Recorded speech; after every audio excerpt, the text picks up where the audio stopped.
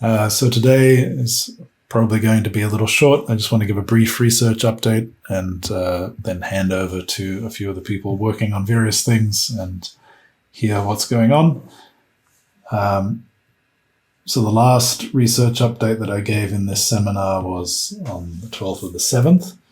And I'll just briefly look through my notes for that and maybe start with a delta. So in that research update, that was the first sort of time we discussed the research agenda since the conference in Berkeley in June. And I said in that seminar that the priority was, as was discussed there, detecting and classifying phase transitions over training and integrating those phase transitions into an understanding of the computation and the final model. And more specifically, the highest priorities were developing scalable estimates of the RLCT, hat lambda, and singular fluctuation nu, and then applying those tools to many different systems, from toy models to superposition, in context learning, various other things. So that was the emphasis.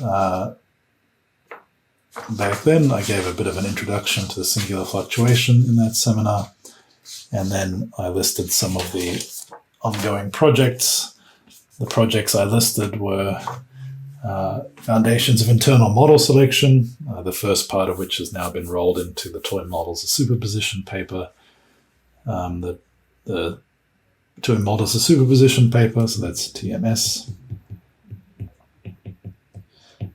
This will start to explain the acronyms on the left-hand board, which is the agenda I'm working off right now. Maybe I'll add a few here.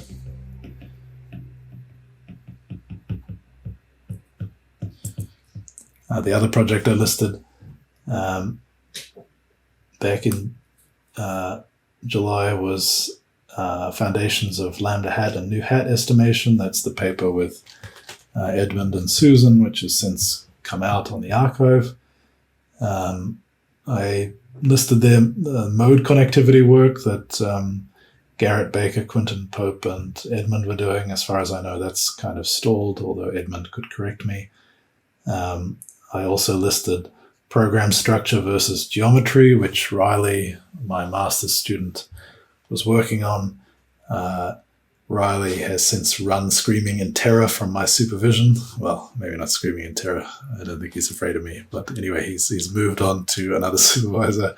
He had a crisis of faith in logic and has decided that, logic isn't real math, and instead he's doing number theory. So that's quite a change if you know Riley.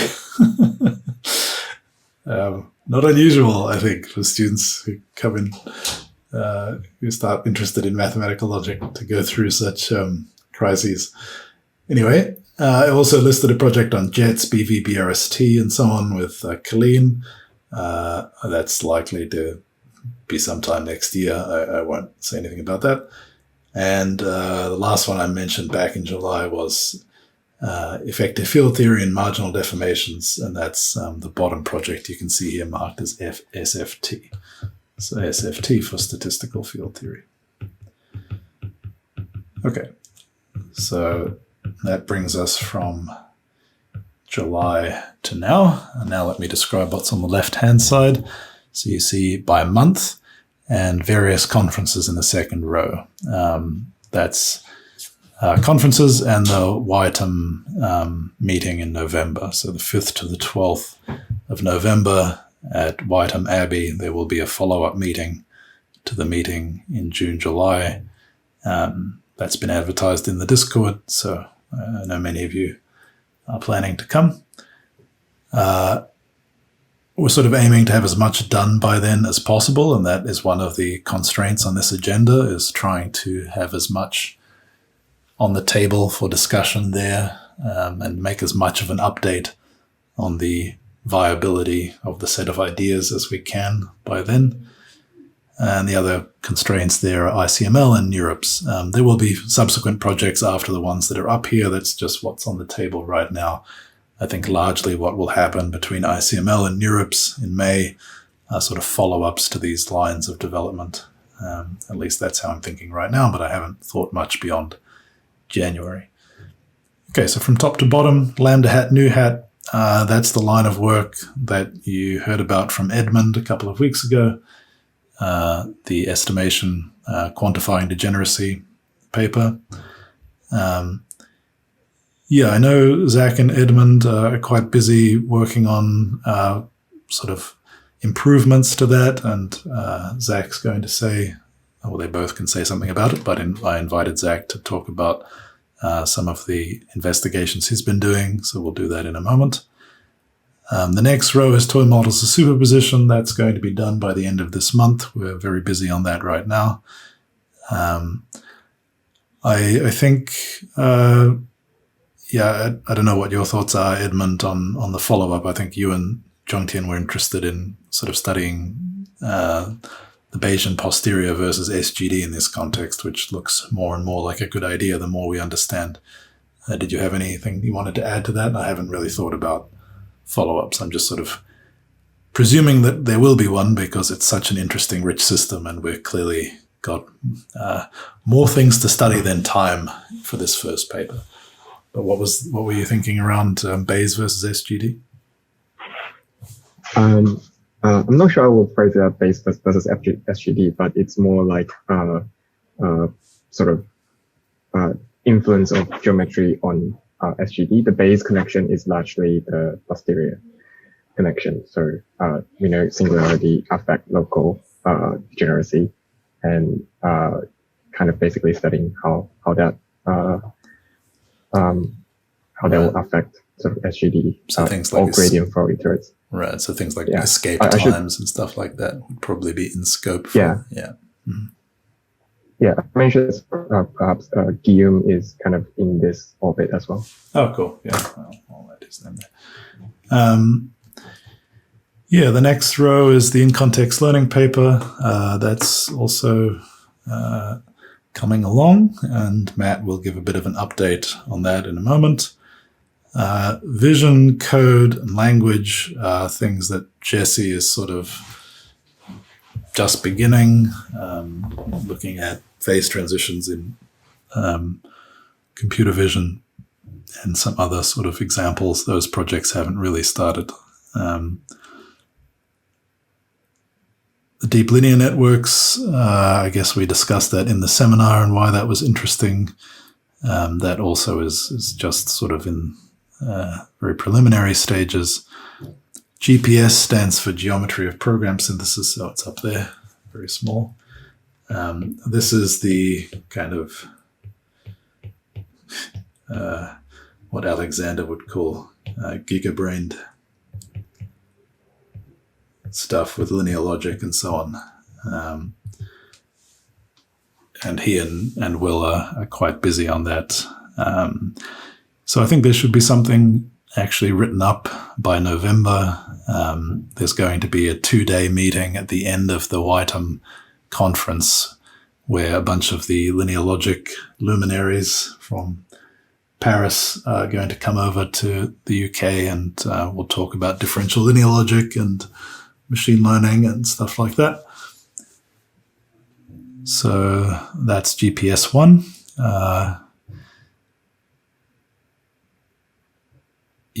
So geometry probes. This was sort of the next step beyond the covariance matrix / Hessian-based probing of bifurcations, which I'll say a bit about in a moment in the context of the TMS paper. But broadly speaking, there's a set. Bifurcation analysis is very common in biology and chemistry, also in solid state physics, as we've discussed in this seminar before.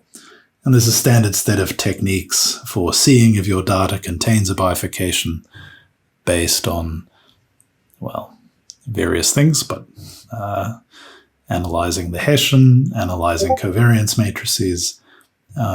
These are all sort of fundamentally second-order techniques because That's what's amenable to linear algebra without knowing any geometry. If you have more degeneracy, then you have to go beyond second order, and that's when you start hitting things like jet schemes and a bit more geometry. You don't have to. To third order, it's still not that complicated. It's just not completely obvious what to do. So the geometry probe story is going to pick up where the second order techniques that we'll be putting out in TMS 1,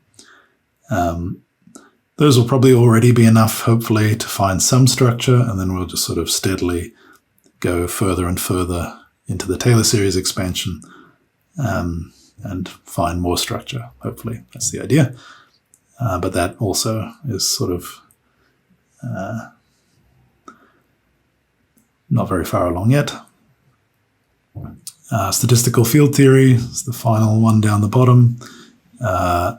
That's sort of slowly going. I think Colleen and I will make some progress on that in November, and he's coming to Melbourne in March next year, if I remember correctly, for a while.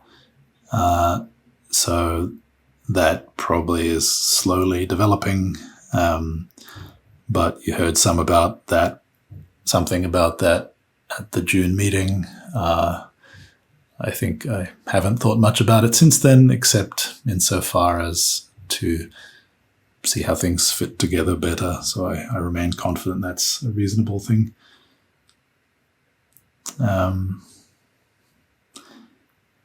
So maybe we'll move on to updates on the specific projects. Are there any questions about about the agenda here?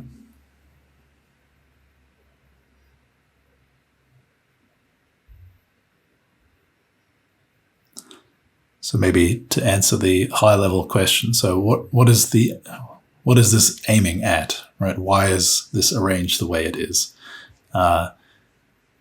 Well, first of all, I mean, this is an SLT seminar, but this research agenda is really about developmental interpretability first and foremost, right? Which is just trying to figure out a productive, long-term, deep approach to interpretability that might actually get somewhere fundamentally.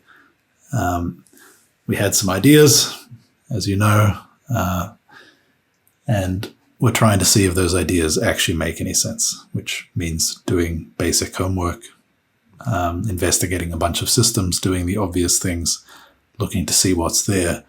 And this program represents my best attempt at doing that homework in as short a time as possible. And the aim is that by May next year, we actually know whether this is bullshit or not. I think we're probably on track to know that. Any questions?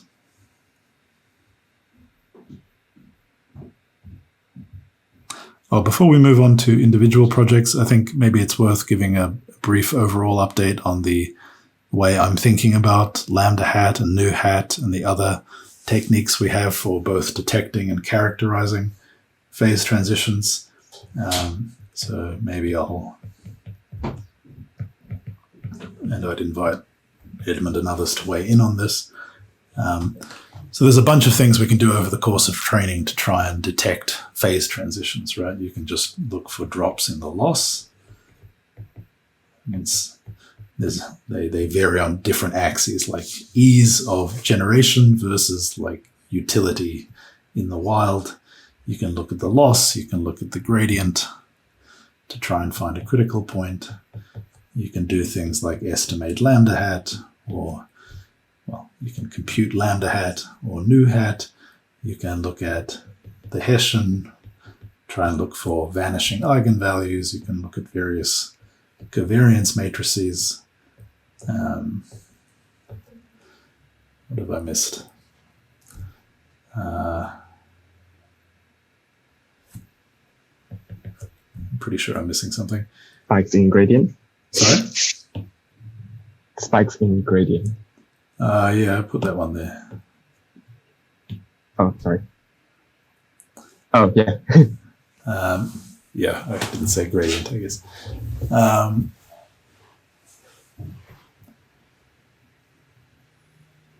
Yeah, then there's analysis, right? And there, some of these things reappear. So in the first case, you're just looking for some number, perhaps an eigenvalue in the case of the matrices.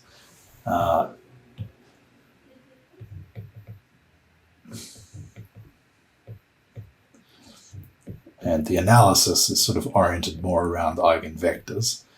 At the moment, lambda hat does seem to actually, as advertised, like be something that changes at transitions, at least in toy models of superposition. That's a very tiny system. Beyond that, we really don't have much evidence that it's useful at noticing phase transitions. Hopefully the in-context learning paper will start to give us some information about that.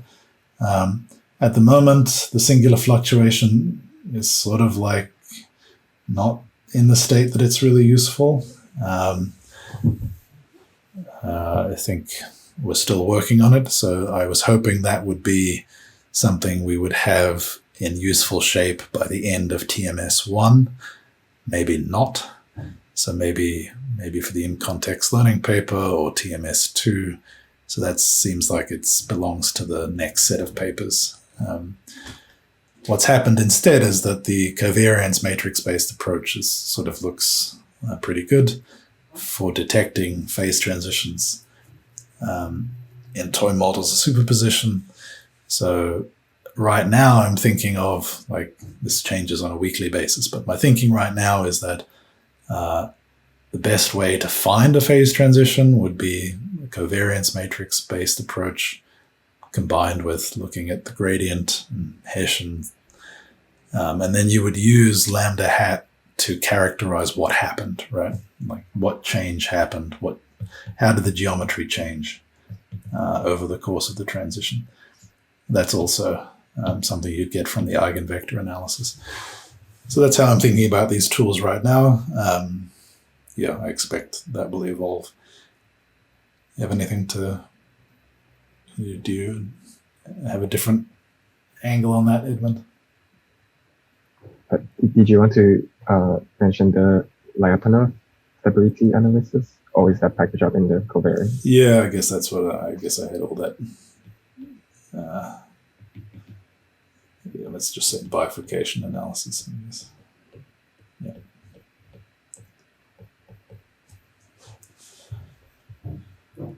Yeah, so the original, the way we sort of stated the plan for the 6 months after the workshop in June was sort of oriented around lambda hat and nu hat. I still do think that makes sense, but right now nu hat is not quite there. It's not easy to get either of these tools to work. At the same time, there are simpler tools like the covariance matrix-based analysis, which I think probably work quite well, but have their limits. So I do not expect that once we get past, TMS is a very simple system. So my guess is that the covariance matrix-based analysis will tell us structure to some level and will succeed in small systems. But as we get more complicated structure, it will stop being as useful. Whereas lambda hat and nu hat, my guess is that these are rather hard tools to get to work, but sort of by their nature, because they're fundamental invariants, they will continue to be useful even once you go beyond the structure that is accessible at second order. All right, so that's my high-level take. Maybe let's go through some of the TMS experiments, Edmund. Okay. If I can get out of here. Board.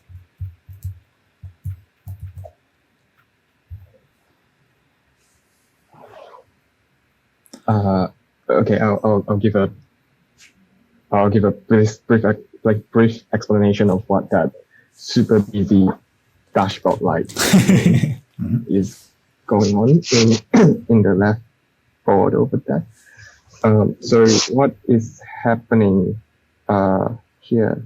Oh, then the eigenvalues things are cut off. Oh, they are too. Yeah. Okay. Sorry. That's okay. But okay. So what's happening here is that this is kind of a frame this is the last frame in an animation. So what happened is we you generate some amount of training data, and then you train this using SGD. I should say that this is toy model superposition experiment with input dimension 6 and the hidden dimension 2.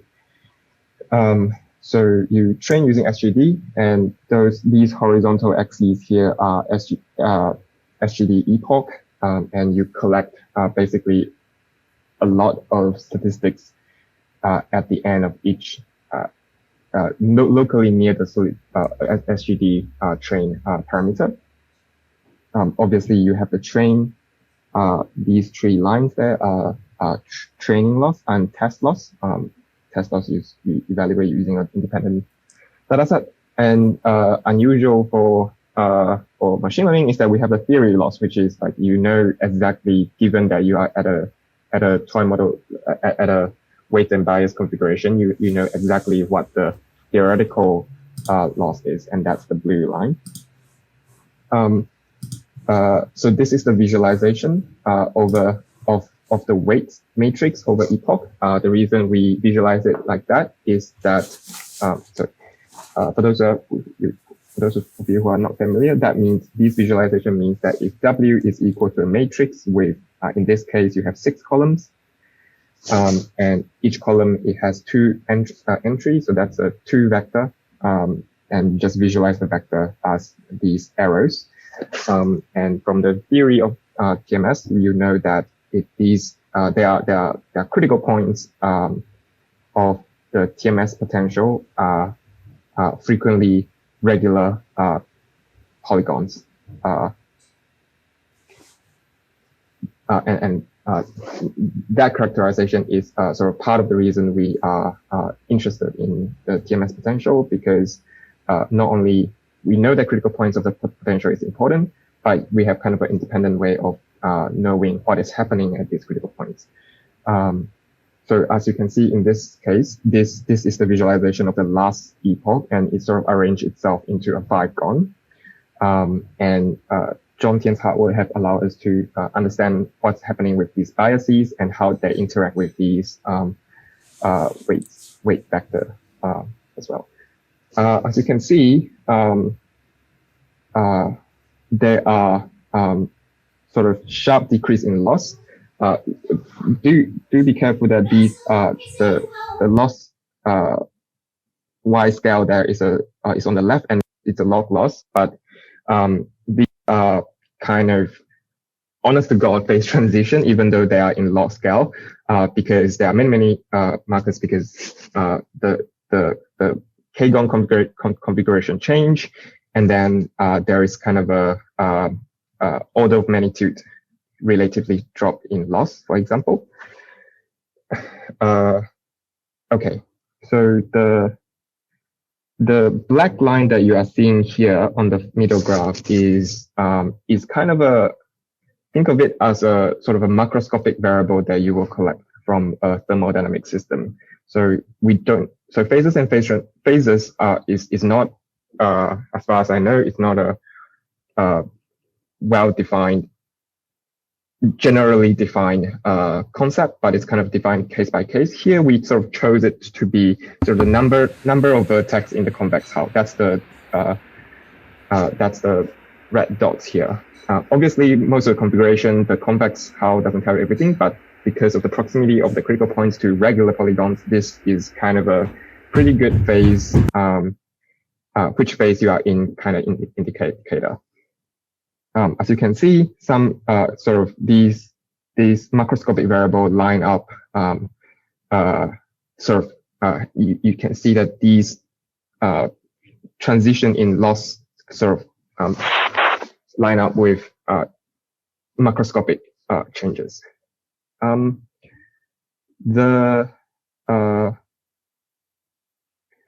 the green line here is plotting lambda hat. So with a little bit of tuning, you can actually compute lambda hat over epoch. Obviously, the theory for lambda hat only really work when you are near local minima, but nothing prevents us from just running it during at every epoch or every other epoch during SGD training, and you can collect those. Obviously, that way it's going to be really, really noisy, but you can see that there are some indication that it is lining up with the theoretical RLCT. So John Tian proved that in particularly during this plateau, you can investigate what kind of configuration the weight matrix is in, and then you can know that whether or not it corresponds to some of the critical points that we have characterized. And we know that in TMS, those critical points are what we call minimally singular, meaning locally there are multiple functions. And we can actually calculate the number of the codimension of those critical points, the critical manifold there, and give us the RLCT. So in the beginning, this is actually something like a foregone. That's kind of a complicated case where we know that there are different neighborhood, different sectors of it have different theoretical RLCT, and so that's sort of reflected in the amount of spread there. But generally, it's in the range of 4.5 to 5.5. I don't remember. Don't correct me if that's wrong. I don't remember the upper bound. I remember the 4.5. Okay. 4 to 5.5, I guess. 4 to 5.5. Yeah. Okay. Thank you. And and also like at the beginning of this training, that foregone is a different critical point, because that one corresponds to the very negative bias. So it even had lower RLCT, I think. Okay. Yep. So So there are many different critical points. We analyze critical points that correspond to regular polygons, but there is also sort of bias to consider. So so in the middle here, it transitioned to a different foregone actually. As John Tian said, that one also is kind of somewhere in that range, but at the end it transitioned to a 5-gon in which we know that the RLCT is something like 6.5. Right. So in down below in this graph, there is actually a display of the eigenspectra. So there's the eigenvalue spectra of the Hessian of the toy model potential during throughout the training, and that's what Dan has been saying, that is revealing quite a lot of information, and it also tells us that from theoretical analysis, we know that there is a potential.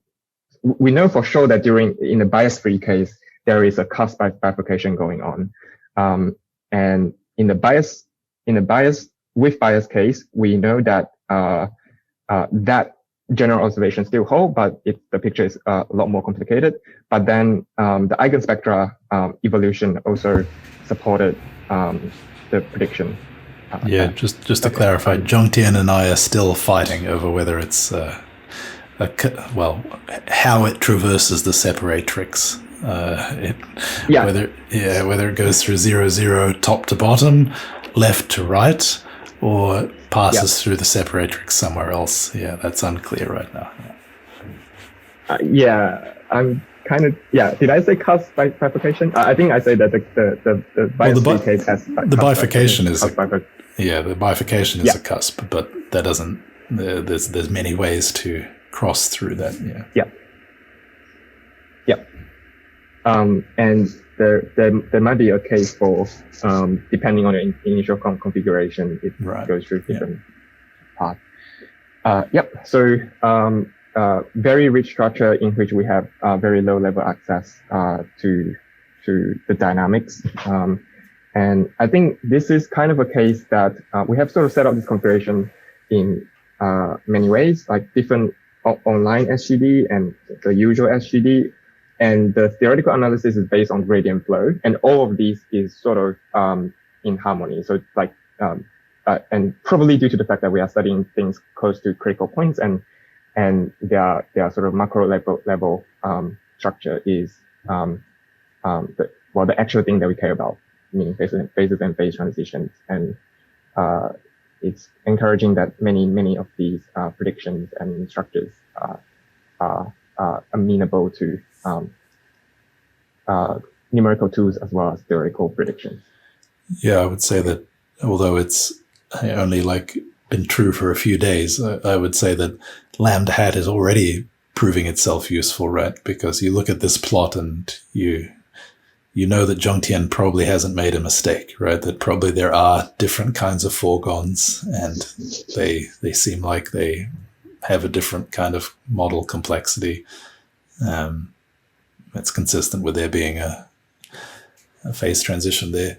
So it's, yeah, I mean, on its own, maybe it's too noisy for you to make strong conclusions, but it fits together with the other things and it's reassuring. Yeah, I think John didn't say something to the effect, although I did sort of believe his calculation way before he did himself. Yeah. Yeah, I think I'm only confident after Edmund produces. Right. Yeah. That's the way that the relationship between theory and experiment should work. Okay. I think that's all. Yep. Great. So let's move over, and I guess I had a quick question. Yeah, please. So one of the things we talk about in the primer and so on is this this story of phase transitions happening when, like the type A and type B phase transitions and stuff. This is SGD, right? But we have like loss and we have RLCT. Has anyone checked whether it lines up with the free energy formula? Be interesting because it's SGD. Yes. Sorry, go on in. I just point out one aspect of this is this graph is asserting phase transition over SGD, as you say. So this is kind of phase transition in T. So right. Effects of singularity and degeneracy on the dynamics. And it's as I say, it's satisfying that we know that SGD or gradient flow or things like that all sort of conform to theoretical prediction, at least for the things that we care about, for example, phases and phase transition. We do have another completely different set of experiments that is about global MCMC, which is not shown here, but I think a bit of it is shown during the summit. The relationship between those two is still being worked out. There's many rich things going on there, and like you say, the type 1, type 2 transition, we do suspect that is very much what is happening, but to make the connection completely rigorous, we need to go down to figuring out the shape of the neighborhood, how large the neighborhood are, and what is the constant order terms and things like that. Then, would you say that? Awesome. Yeah, I think it's very complicated. This twin models of superposition is more complicated than it looks, and in particular, like these different foregons will complicate the picture of the phase that we're calling the foregone phase, right? So it's unclear how much of that complexity we'll be able to wrap our arms around by the end of the month. But yeah, there's certainly lots and lots to unpack here. Yeah, really an amazing, amazing system. there's a little bit of those sort of physics levels of energy you are I mean physical energy that you're willing to put into the system, like in everyday scenario, water has 3 phases, but in extreme scenarios, the ice have like, I don't know, 5 different crystal phases or something like that. But something like that is happening, I think. Mm-hmm.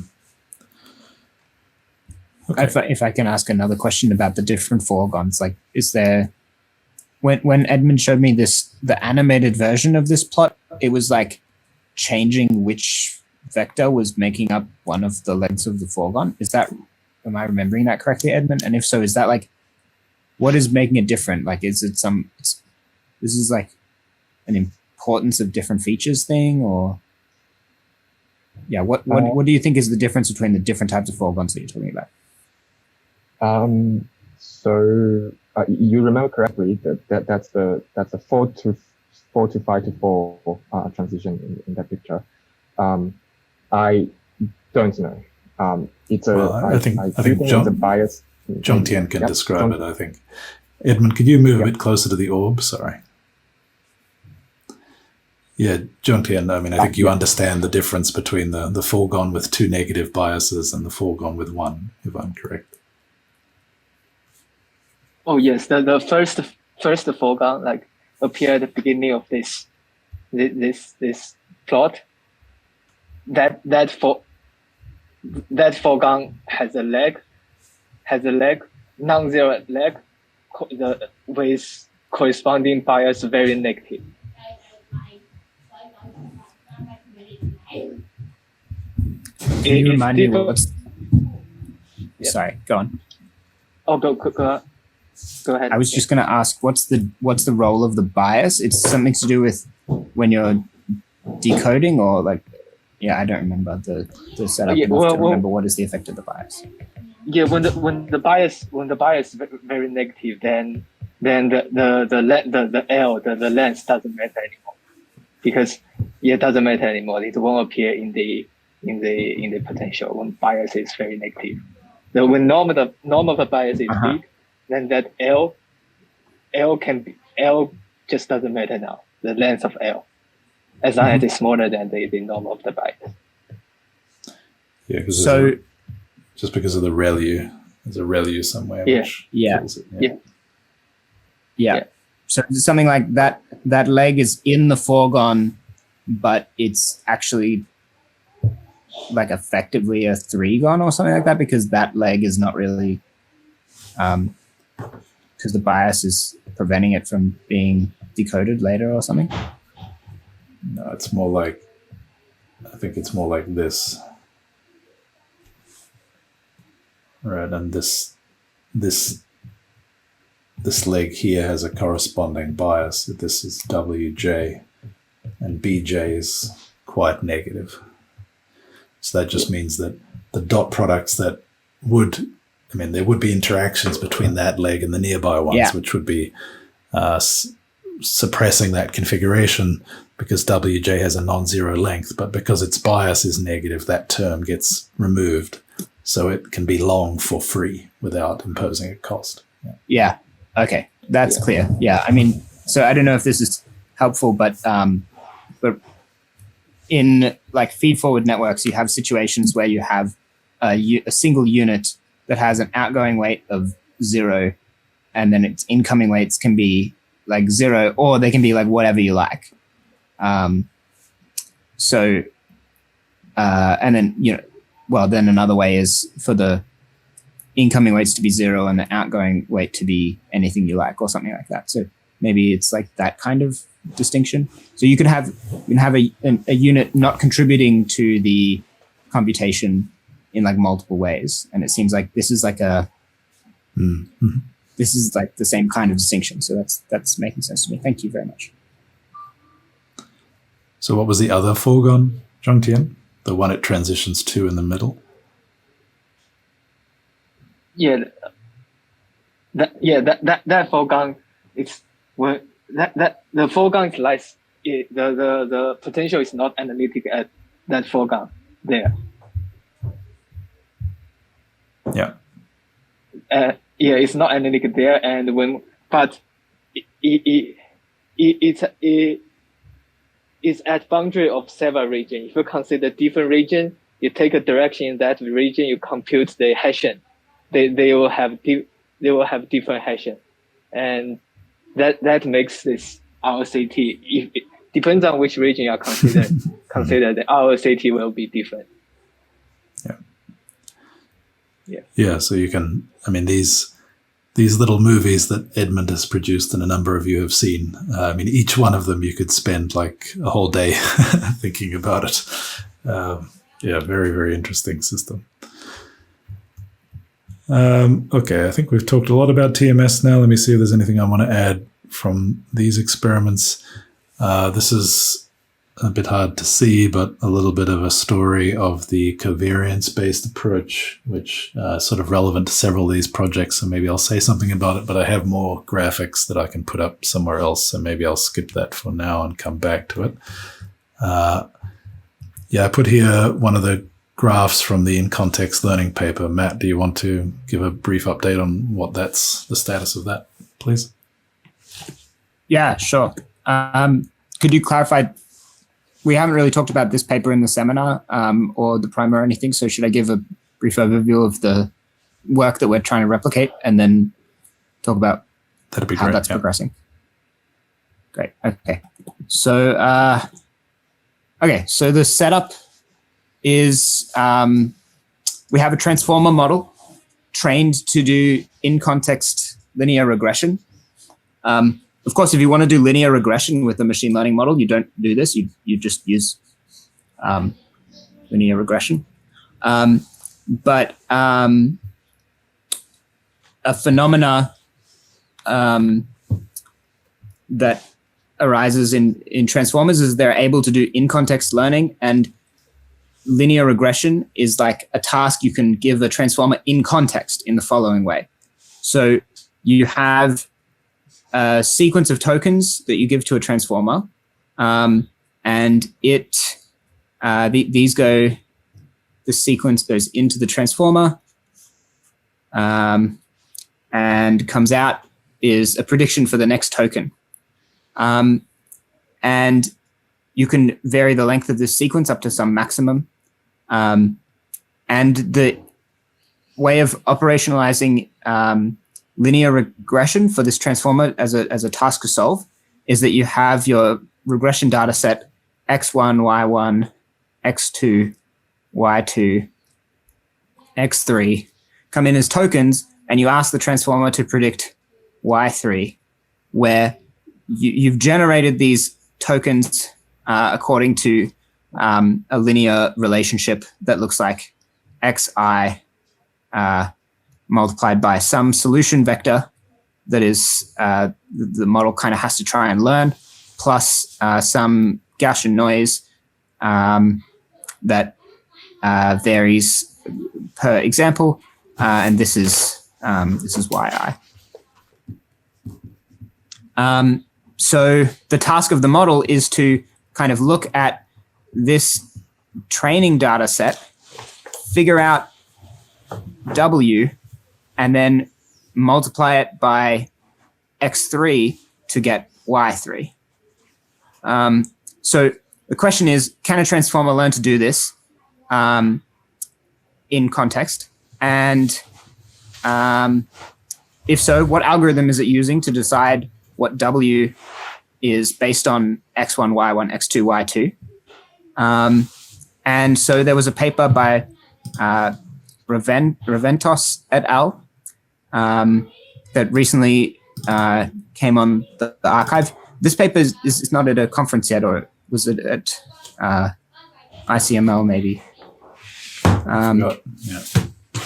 But anyway, yeah, it's a recent work demonstrating that transformers can learn to do this. Actually, I think it wasn't the first paper that showed that transformers can do this, but what this paper showed is that, interestingly for us, the algorithm that the transformer appears to use to determine the W, there's a phase transition that occurs in that based on a hyperparameter that is about the distribution of training examples. So we're going to have two cases.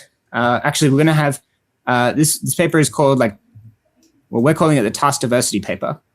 So task diversity.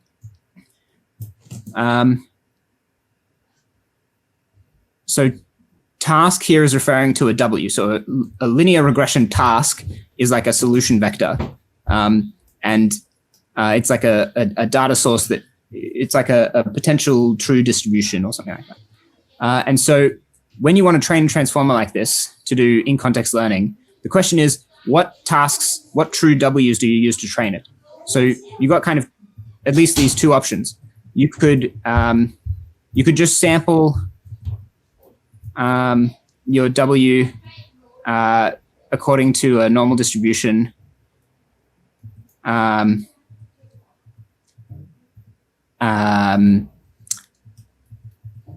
In these are vectors, in case I never said that, but I've got a transpose here. There you go. You could just sample this for every task, and then you would hope that the algorithm would kind of learn to infer what the W was. But what the authors do instead is they separate this by, first they sample a fixed set of W's. So we fix capital M possible tasks, W1 through to WM, and each of these is sampled from a normal distribution, but we then train many times by uniformly sampling from this set.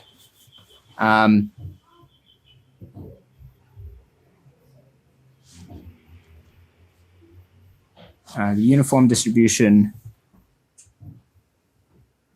on this. So the phase transition occurs in M.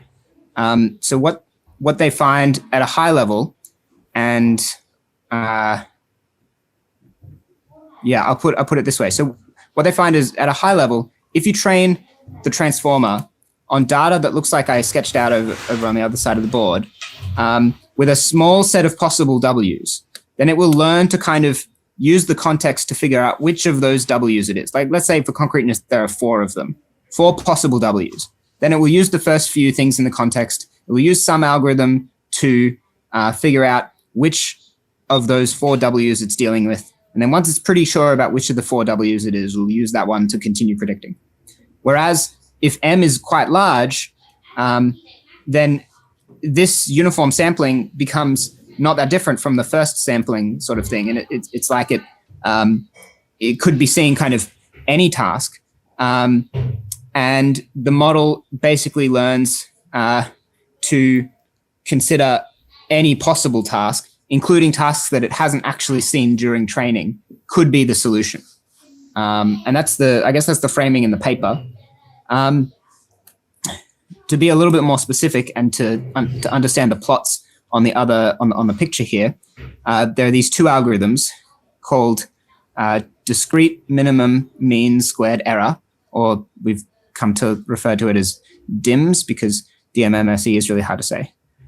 So this is an algorithm that says basically predict based on a softmax over which task it is, based on the loss that you get in context. Actually, it's let me get this right.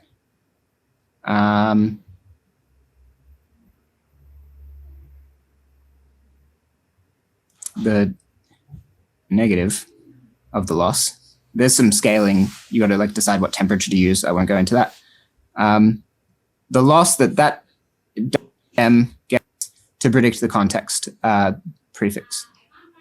So what I mean by this is you kind of you consider all of the possible W's that you've seen in training, and you compute what that would get if it was used to predict the examples that you've seen in the context, and then you you take an average of those weighted by sort of the exponentiated versions of those losses, and that will give you a new W, and you use that W to predict Y from your new X.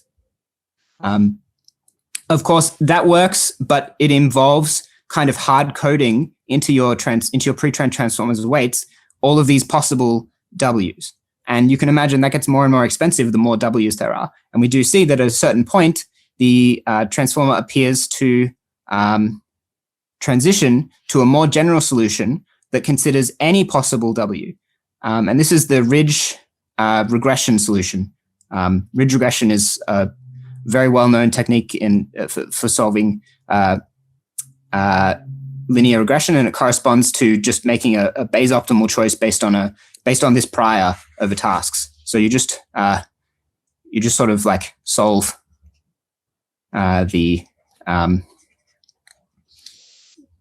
you just do Bayes rule, solve the Bayesian kind of problem with this prior. And by the way, this DIMS algorithm actually is also Bayes optimal, but it corresponds to this uniform prior. So in both cases, it's kind of being Bayesian, but it's like changing the prior. So let's talk about the plots.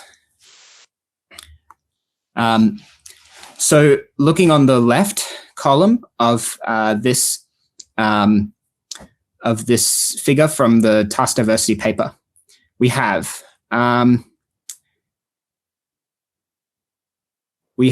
the pre-trained performer's mean squared error, which is the loss function that we use.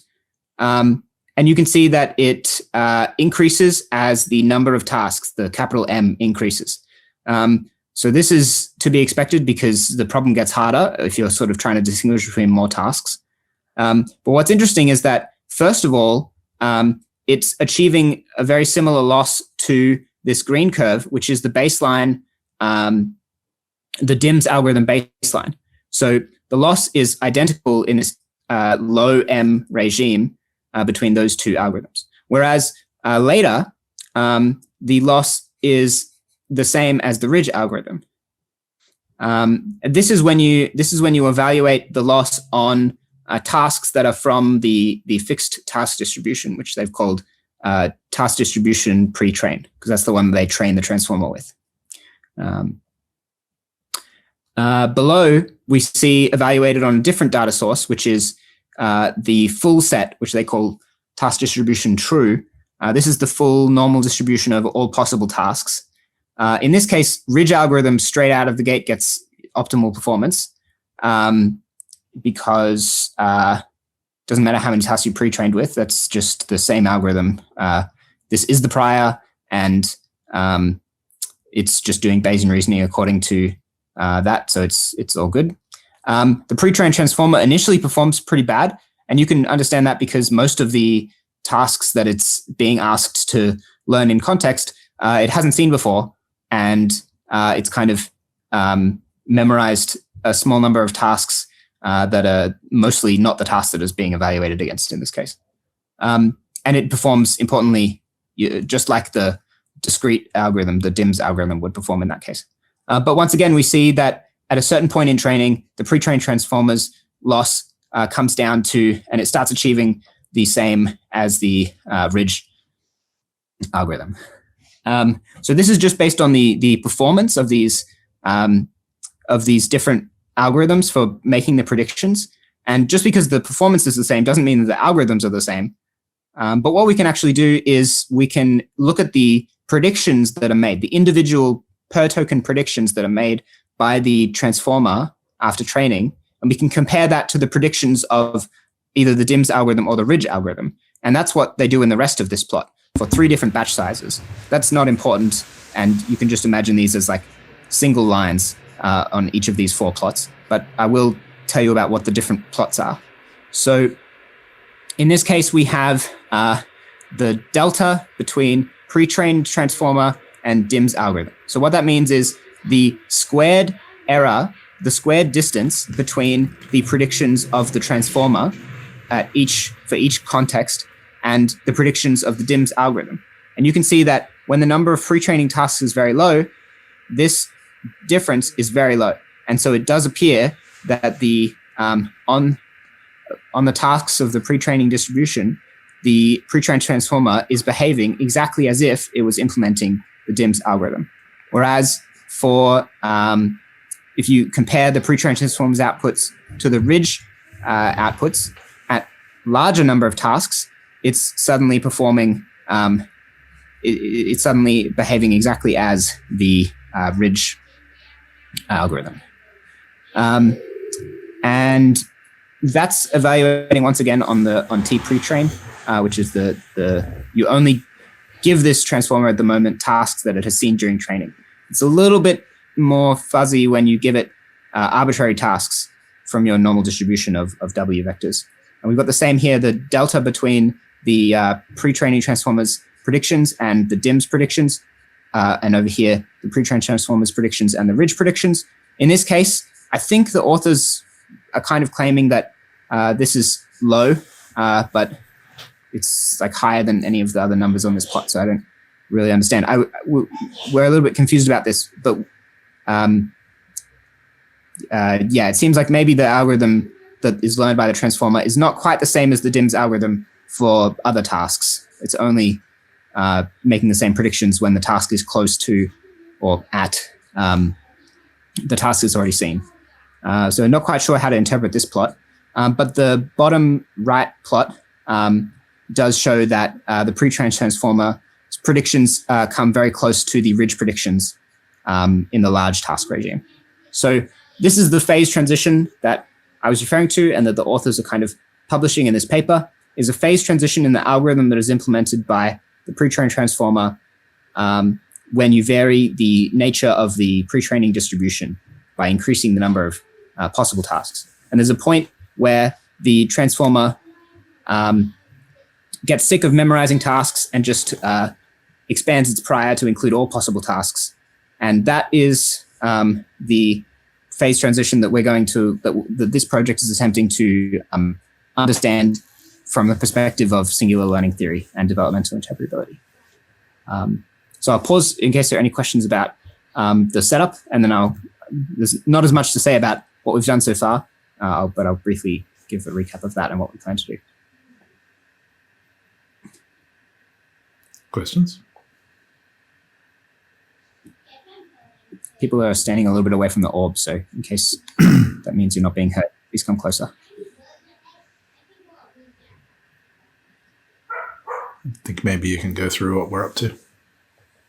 Yeah, sure. So over the last month or so that this project has been underway, we have been doing the work of implementing the transformer and training it. And we are now at the stage where we've run a few training runs and we're getting points that look similar to the points on this plot. And then the immediate next step is to run the full set of parameters, number of like capital M values from 2 to the 0 all the way up 2 to the 20 to reproduce these plots. And it seems like we've got things set up for when we throw in the compute, that will succeed. For sort of scale, each of these experiments take multiple hours on a TPU or on the order of 10 hours on a sort of desktop level GPU. And that's to get a single data point in one of these, or in this diagram. So for example, a single orange point in the top corner plot is going to cost a number of hours. So we're hoping that we'll be spending that compute and we'll have our own version of this plot.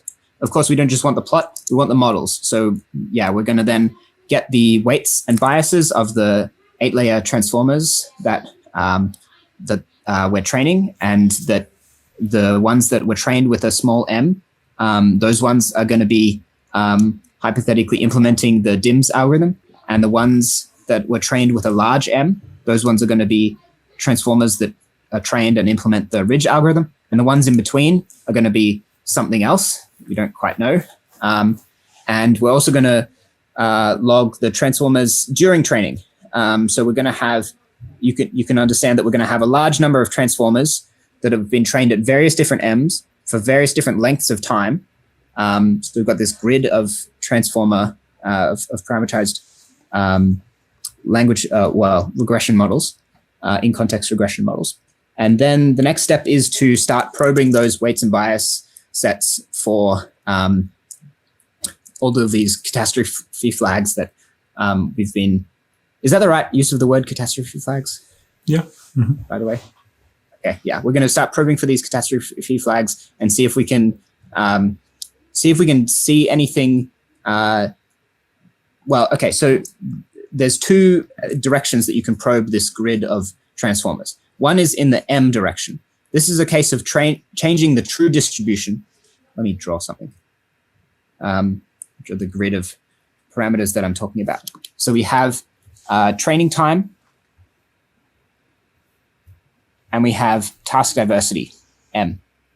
And so we're going to have a bunch of different task diversities, transformers trained on a task distribution with that task diversity, and then we're going to have each of those transformers at various points in training all the way up to the 500,000 steps that they use to reproduce this plot.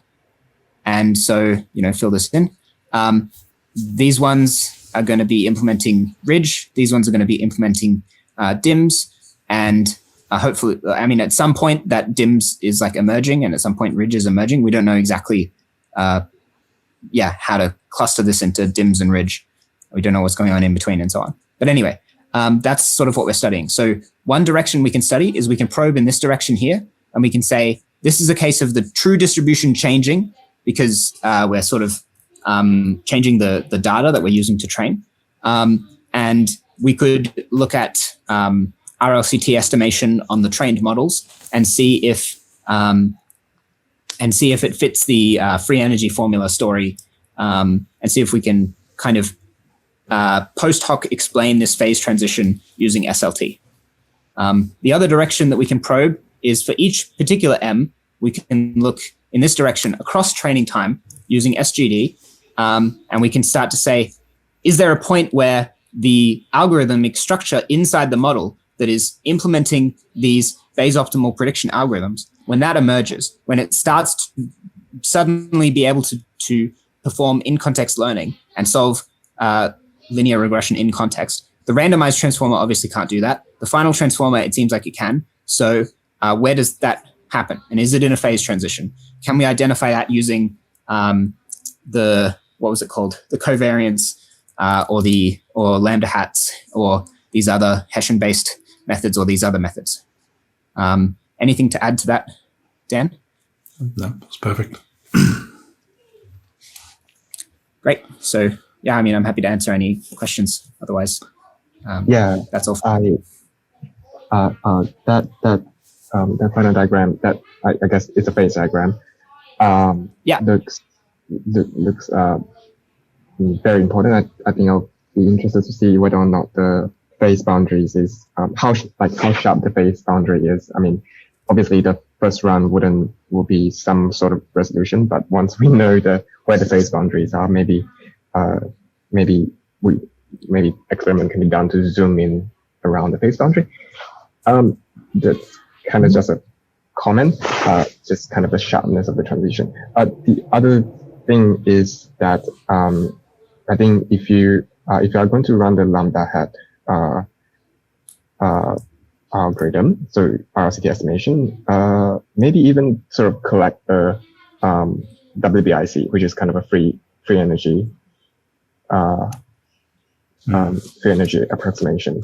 I think that might, because while I do expect the lambda should be different, but there could be sort of difference in energy as well. So, but because ultimately the thing that we care about is it's a kind of a change in model, and ultimately it's the free energy that sort of determines that. So,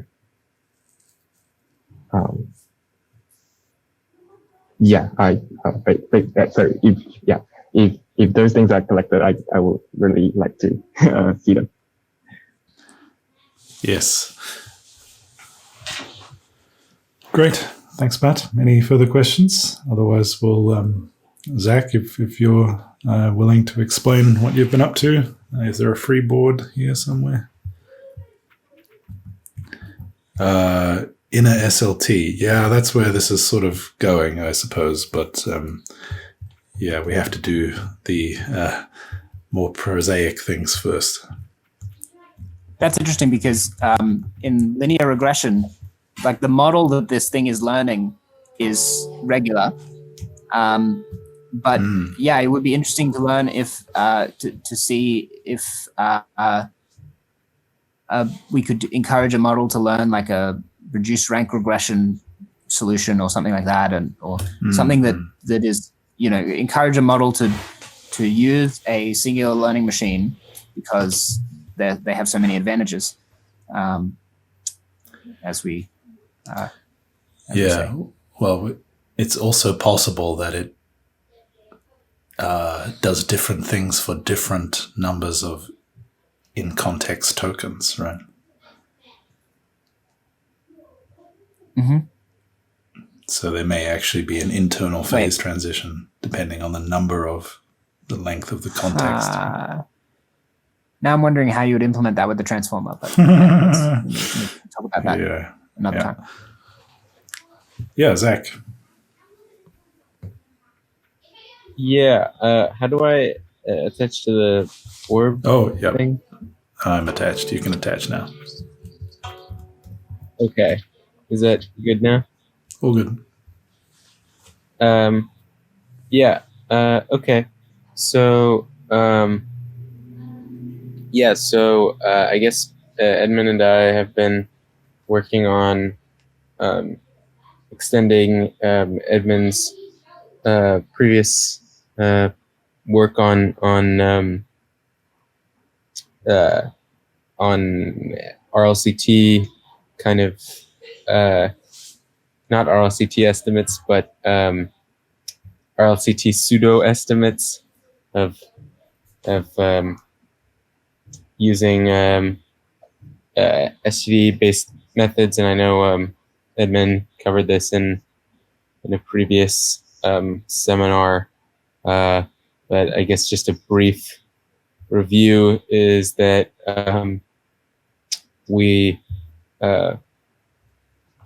that the RLCT can be estimated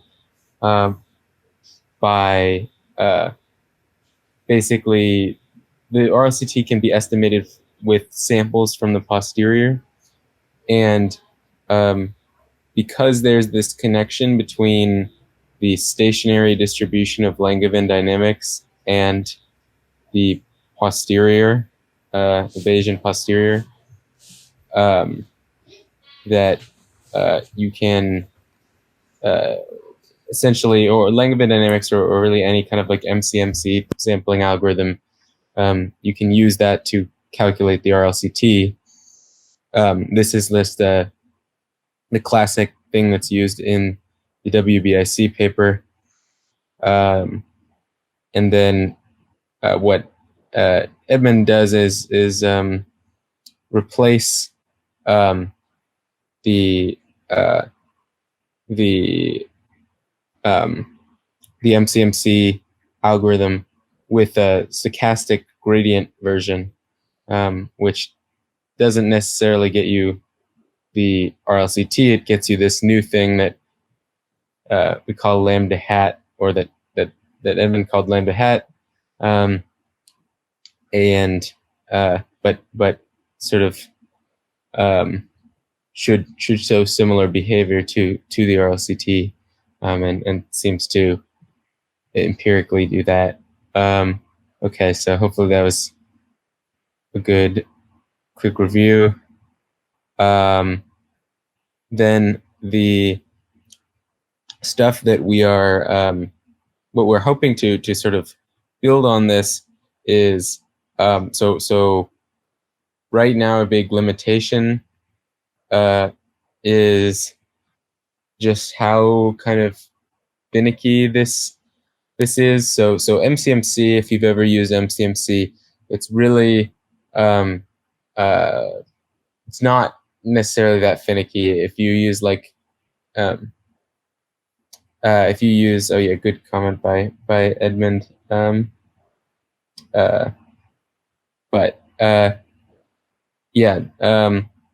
if you've used MCMC before, especially like a Hamiltonian Monte Carlo HMC, it really just sort of works out of the box. Like you don't really need to think about it too hard or exactly how it works or whatever. We're not at that state with the tools we have with the Lambda hat right now, and sort of this is something I was talking about in the Discord earlier, but I think the long-term place we want to get to, hopefully is a sort of scenario where this really is something like like you would use MCMC or something, where you can estimate this kind of quantity without having to really understand the internals, because I think there's a lot of interp folks who would be totally capable of studying a lot of this stuff, but just are really bottlenecked by the kind of SLT and math understanding necessary to work with this stuff. So that kind of gets down to the sort of what are the sort of concrete to-dos necessary to make to get us closer to that point. And I guess the relevant question is sort of why we're not at that point right now. And the issue is there's a few issues, and it mainly comes down to so one, hyperparameter fiddliness. So like the results are super sensitive to hyperparameters, and not just in terms of getting wrong results, but also like it can explode to infinity sometimes if you set the step size wrong or things like that. Also, in terms of getting wrong results, there are no diagnostics really, like built in at least. So you sort of just have to kind of guess and check right now, but to just sort of figure out if something's going wrong, as opposed to having automated kind of warning flags and things like this, so that you actually know what's going wrong. The other thing is efficiency and scalability is another big thing. So I mentioned the ease of use, but another thing is scalability to large number of parameters. So Langevin dynamics is just like Brownian motion. It's got a ton of autocorrelation. It's like this thing kind of bumbling around very locally, which means it's really slow, not efficient at exploring parameter space. That also will cause another thing we want is more consistency in the RLCT estimation. Like, we saw a lot of in the Lambda hat estimation, we saw a lot of, you saw in the plot earlier that there's a ton of noise in the Lambda hat estimation. We want it to not have that as much. So dealing with that, we kind of want to, there's a hope that, Edmund used Langevin dynamics for his SGLD. He used stochastic gradient form of Langevin dynamics for his paper. But Langevin dynamics is not the best MCMC sampler. There are way better kind of MCMC samplers. So that then the question is, are there way better stochastic gradient MCMC samplers that sort of avoid all these problems, so that they're more user-friendly, more scalable, etc. So that sort of gets to the kind of work that I've sort of been doing, and there's sort of had some only done a little bit so far, but it's seen some substantial improvements from just a little bit I've done. So one is so Edmund's idea was to switch from stochastic gradient Langevin dynamics (SLT) to stochastic gradient Hamiltonian Monte Carlo (SGHMC). This is mainly just because Hamiltonian Monte Carlo, when you take away the stochastic gradient part and you just compare Hamiltonian Monte Carlo to Langevin dynamics, it works way nicer. So the hope is, the stochastic gradient version is also way nicer. I tried this. I think this was like the right line of thinking, but sort of did not quite work out because SGHMC is actually like really, really fiddly and brittle. But if you use a modified version, stochastic gradient Nose Hoover thermostat, which adds some like temperature equilibration thing, it works out nicely. It gets you sort of more accurate posterior samples. If I had, there's a nice picture I could have shown, which is sort of just the comparison of what it visually looks like for SG and HT versus SGLD, which is instead of looking like some dots, kind of a bunch of dots kind of meandering around, instead it looks like the trajectory of a ball sort of rolling around the potential surface, and sort of sampling much more efficiently. It gets the RLCT more accurately. And then the other thing I implemented is just sort of stop the blowing up to infinity problem, and also improve sampling efficiency is implementing a sort of bounding box, which also kind of corresponds to a prior that's sort of like a step function. So this sort of leads to billiard box dynamics, where the if your trajectory is going to hit the edge of the bounding box, it's reflected. So the position is clipped and the momentum is reflected. So it's like it hit the box and got reflected off like a billiard ball. And I did that, and it made it more accurate and blow up less. This would all be more cool and impressive if I had the plots and I had a little thing that I put in the chat where you can see it.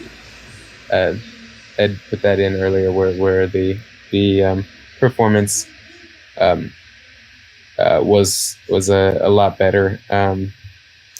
It's all right. We're the kind of children that can sit and watch the marshmallow until the right time to eat it, so we can see the pretty plots when you have more. Yeah, I will. I can. Yeah, in just a second, I can just paste. Oh, cool. The stuff. It's not. Yeah, this is all like. I think. Yeah, everyone else is sort of further along. This is like a little bit of me poking around with this stuff. So. It's great. Not nearly as developed, but that's kind of the status. And I think there's some more to dos that I think will make things better. But yeah, that's where things are now. Great. Thanks, Zach. Any questions for Zach?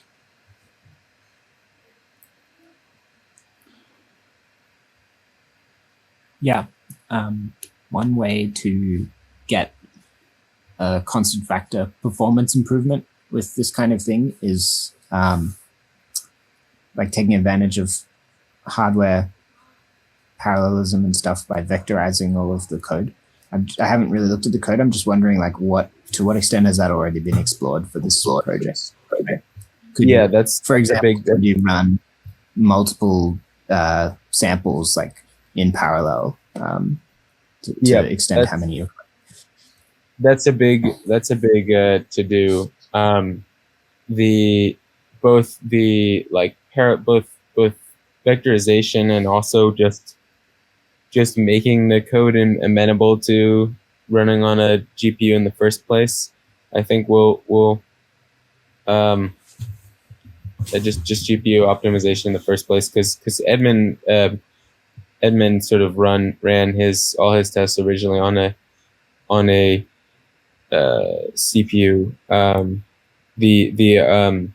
The one thing with I think the multi-chains is going to be helpful, like you mentioned. The one thing is, when you get for really, when we're talking about really scaling it to like language model sizes or things like that, like multi-chain sort of won't work, because you'll start like running out of memory.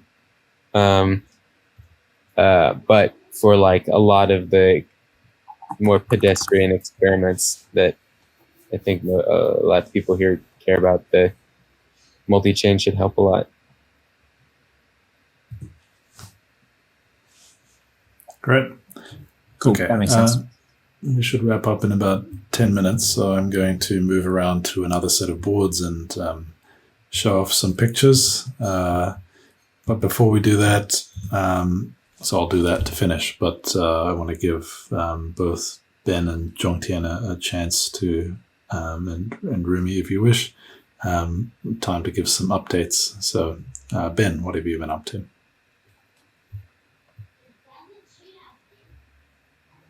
Can you guys hear me okay? Yep. Sorry, I'm just outside and it's been a bit windy.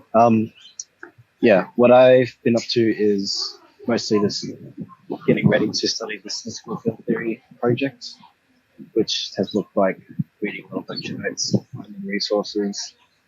I've been writing up some LaTeX notes myself now, sort of like just creating a foundation to get ready for that. But I must admit, it's been hard to like sort of get kind of excited for this. It's just going away for a holiday in like a week now. And I've also got my confirmation the day before I go. So, and also, yeah, so apart from those two things, I've been mostly working on that. Very good. And Zhongtian, I guess you've already mentioned some of the work you've been up to. You can expand on that. Yeah, as I mentioned before, I'm working on this TMS paper with Edmund, Daniel, and this week I've been working on try to reproduce the story Daniel did in SLT High 4, that cost bifurcation thing. But now I feel like the more I do, I feel like it's not a cost bifurcation. Yeah, I'll talk to you tomorrow. Yeah. Oh, well, the picture I'm about to show is maybe argument in your favor. To be clear, Zhongtian's talking about the case with biases. So what I presented in SLT High 4 is without bias, and I don't think there's any problem with that, or at least not that I've found, or you have found. There's no problem. Yeah, but that isn't describing the behavior we see in the system, which has biases and is more complicated. And Zhongtian's really been wrestling with some pretty nasty set of calculations. Yeah. All right. Maybe we should have a look at those plots, and maybe in that context you can make further comments if you wish. So let's move around. Zach, maybe you can detach, so I'll take the orb with us.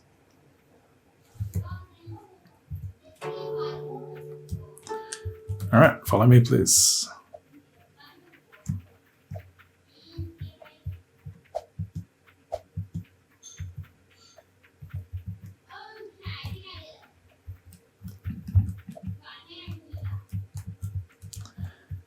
Okay, some plots. Bear with me 1 second.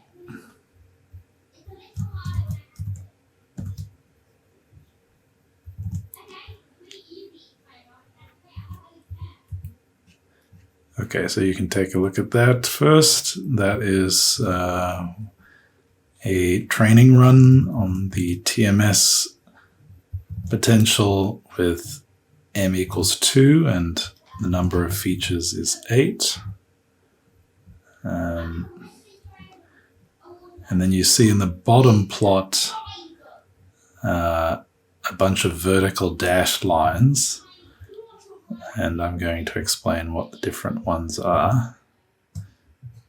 Different lines correspond to. They correspond to candidate transitions that have been detected.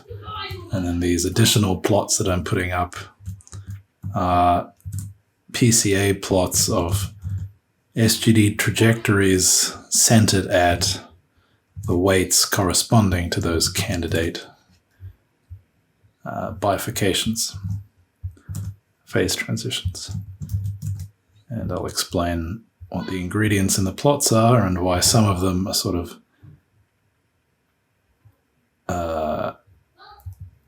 yeah, I think that's all the plots. Okay, so let's come back to this first one here.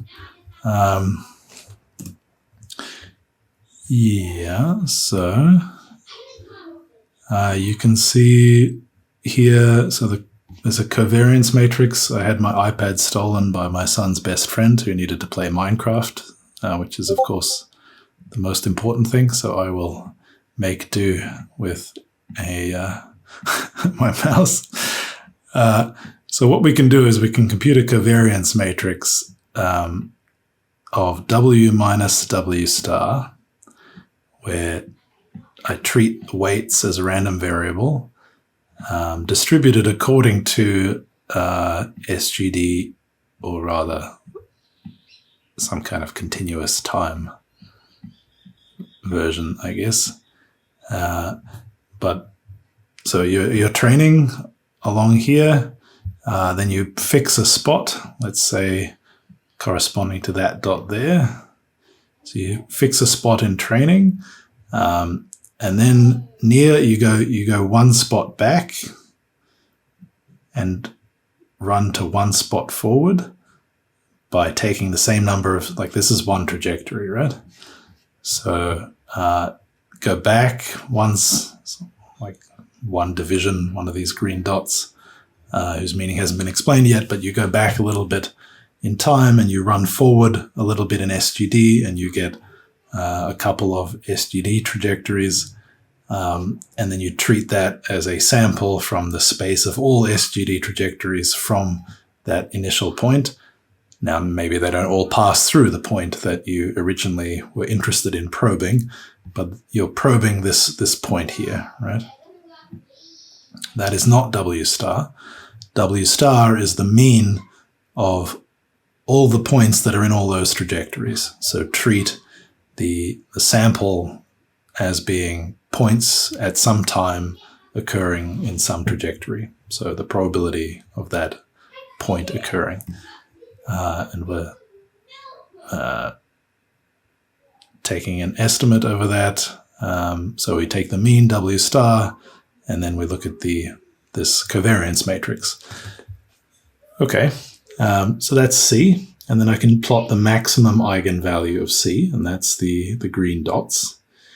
And you can see it has two peaks. Now, we don't have time to explain what the sort of content of this matrix is, but this is a standard tool in bifurcation analysis. I've learned a lot from the paper by Simon Friedman et al., revealing sulfate bifurcations from transcriptomic trajectories of hematopoiesis.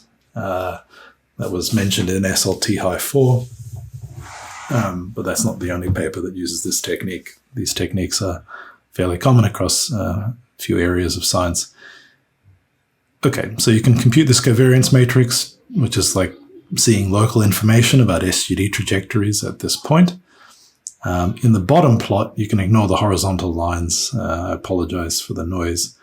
But the purple dots, those show you, so that's Cove delta, and that just means the Frobenius norm of C at time t plus 1, time meaning SGD epochs, the x-axis here. So this is t.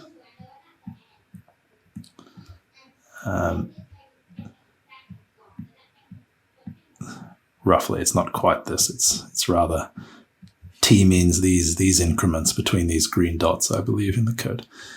So you can take this Frobenius norm, and that's what this quantity is, right? So it's basically the derivative. So I'm looking for spots where the local minima, that's what's marked with these dashed lines. Those represent spots where the covariance matrix varies least, at least locally. And you'll see what that corresponds to in the plots.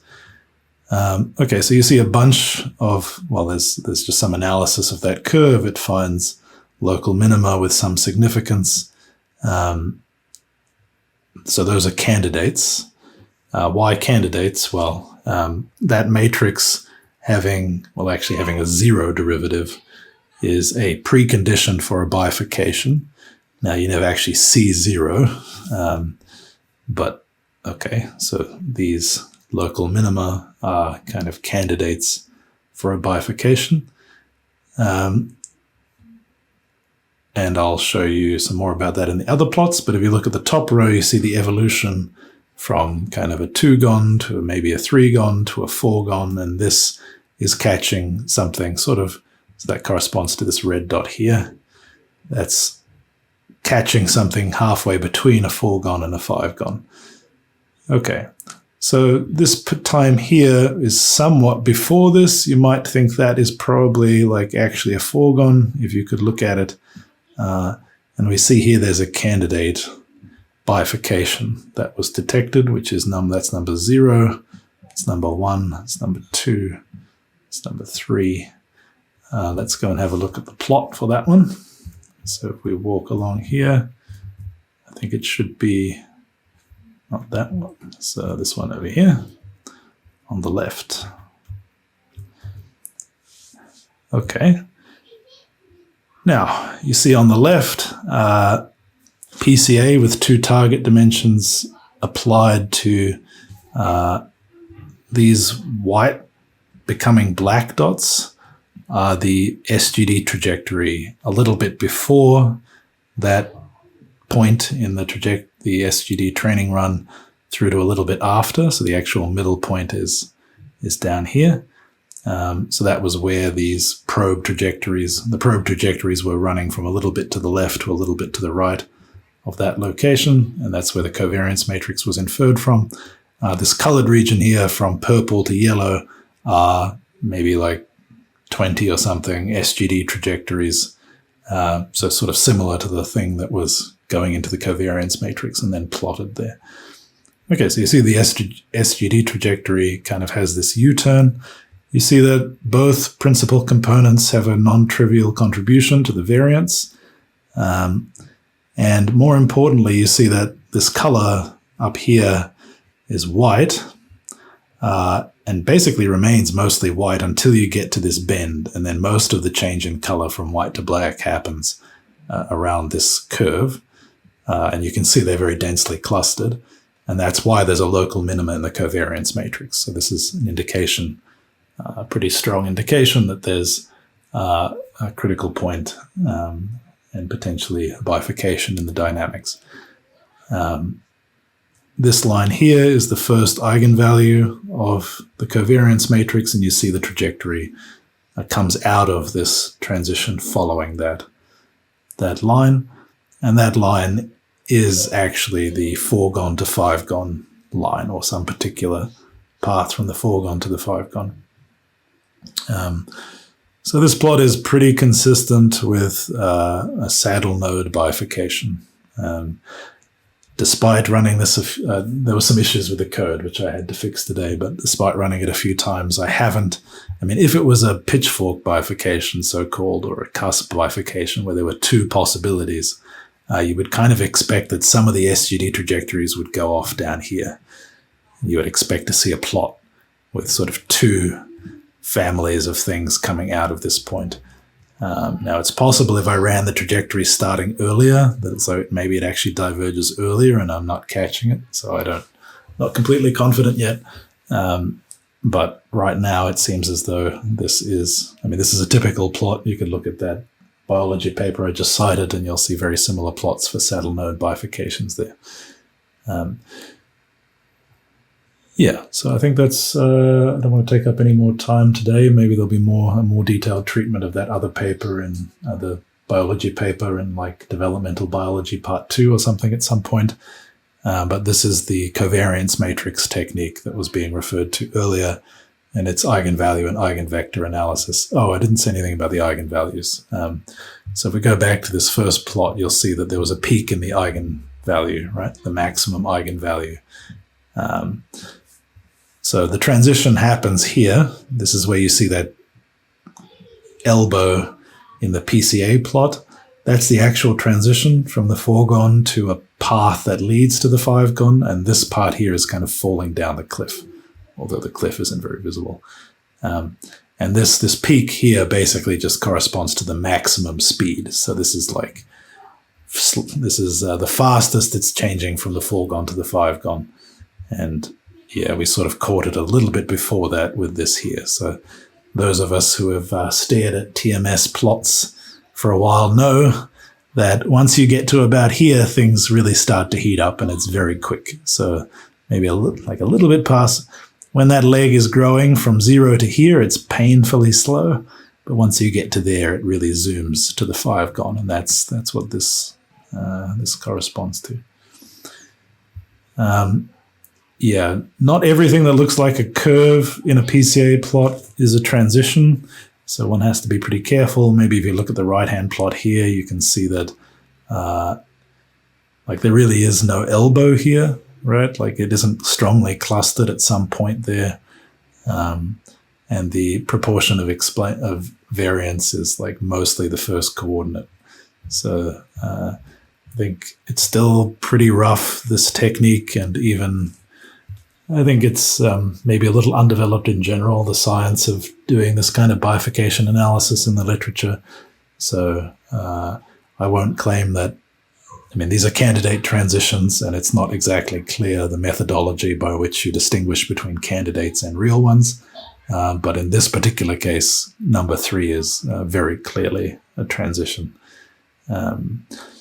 So this is the kind of analysis that we can do to detect and to some degree classify. As you heard me say, this was probably a saddle node provisionally. That's the kind of analysis we can do.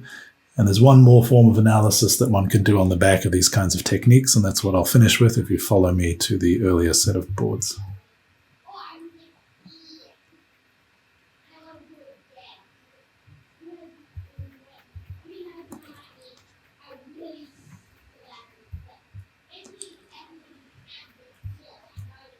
So these are 2 figures from Friedman et al. On the left, you see some plot explaining the same colors, same idea, but instead of a weight vector of a neural network, the parameter that's being tracked in the top left with the colors is gene expression levels in a cell, a population of cells undergoing development. You see a saddle node bifurcation in part C there. But it's the right-hand board that I want you to pay attention to, and the part B of that. This is a diagram showing different genes and lines between them, which are thinner or thicker depending on the Pearson correlation coefficient, which is basically the up to some normalization, the entries in the matrix C. So if you take this matrix C at a bifurcation, its entries tell you something about the genes that participate in the bifurcation. And that's discussed in that paper, and by analyzing this diagram, they sort of recover or sort of recognize some known genes out of, thousands and thousands of genes that are known to participate in this particular developmental stage. So the most entry-level part of using this bifurcation analysis to understand emergent structure in neural networks is to pay attention to this matrix and try and interpret the weights that have high correlation with other weights, and draw diagrams like this and see what we see. And I'm hopeful actually that in the in-context learning paper that will show something interesting. I expect this will not be sufficient to understand emergent structure in neural networks. It's just the beginning. But we have like many layers of things beyond that we know how to do based on SLT ideas and geometry and so on. So that's what the path forward looks like. All right. Questions?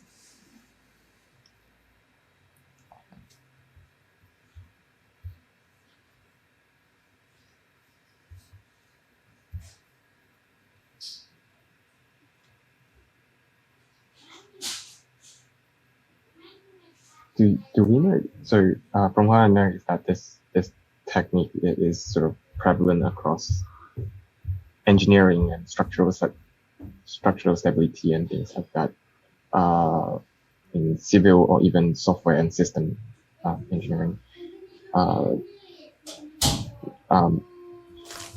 you know if this is the core technique or if there is like many more such things? Yeah, it's a good question. I don't know. There's many books on nonlinear dynamics and engineering, which probably contain many techniques that I don't know. So I think it would be profitable to do a systematic look across that literature. The problem is that different disciplines have different names for the same technique. Yes. Right? So for example, the molecular dynamics people in chemistry have this amazing term, porcupine plot, which is the thing I was drawing with the TMS configurations with the foregone, and I was putting an eigenvector on it with red arrows. So you can imagine doing that with a molecule, right? Take the positions of all the atoms and then draw the eigenvector as with a bunch of arrows all along the molecule, and you get this thing that looks like a porcupine. So that's a porcupine plot. But if you don't know this term, there's like no way you'll find like a lot of the literature making use of it, right? So there's a lot of work like that to unearth the variations on this technique. But even actually the bifurcation analysis as it exists with this correlation matrix in this Friedman et al. Paper is pretty underdeveloped even in that literature. So yeah, like there's very few papers really doing this kind of thing there. I haven't looked in other parts of engineering or science to see if it's more developed there. I expect we would find things if we go looking. Yeah. Okay. So I'm just sort of confusing this in my head, but sort of why is it that you expect that the bifurcation is going to happen in the largest principal component, or you plotted the two biggest principal components, like? Oh yeah. So that's got to do with, if you look at this left-hand plot, part C. So if this is happening over the course of time, then at this moment, so if you sort of, if this is your trajectory, and if you take all these circles, so these circles, and these circles, which represent like different weight parameters in our case, or vectors of gene expression levels in their case, if you were to compute the covariance matrix of all those samples, what's the direction of maximal variance across all those samples? Well, it's whatever vector kind of points in parameter space from this configuration to that one. Right. So the principal eigenvector of this matrix C points in the direction of the change. And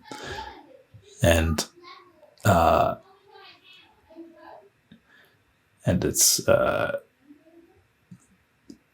so that's what you see in the plot that I was showing, sort of after the elbow, it goes along that principal eigenvector.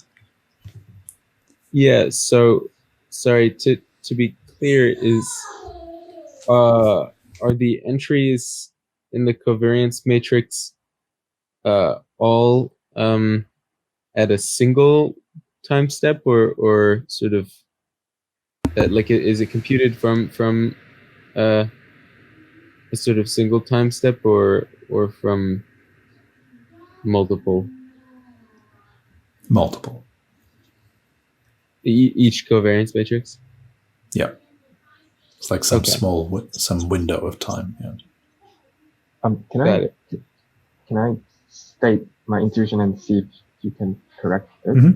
Is so the idea is that during a transition, if it is not a transition, then we expect some kind of noise in the covariance matrix if you take a bunch of SGD steps, if we believe it to be in sort of a Bayesian just bouncing around, not doing anything. But during a transition, the weights, the parameters obviously change a lot. So PCA is, PCA is basically ordering direction of change in orders of their magnitude. But this is kind of invoking basically sort of the central principle of thermodynamics or statistical mechanics that says that there is only a few variables that is really participating during transition. And instead of the many variables, even though we are in a high dimensional space. So it's not necessarily two PCA, so the first two largest ones. It is more of a statement that if we look at the amount of percentage variance explained graph, it should be sort of drop off, maybe even super exponentially. So it's more like it's more like a statement of the relative importance of variables is highly skewed to just one or two. Does that make sense? Yeah, that's right. Okay.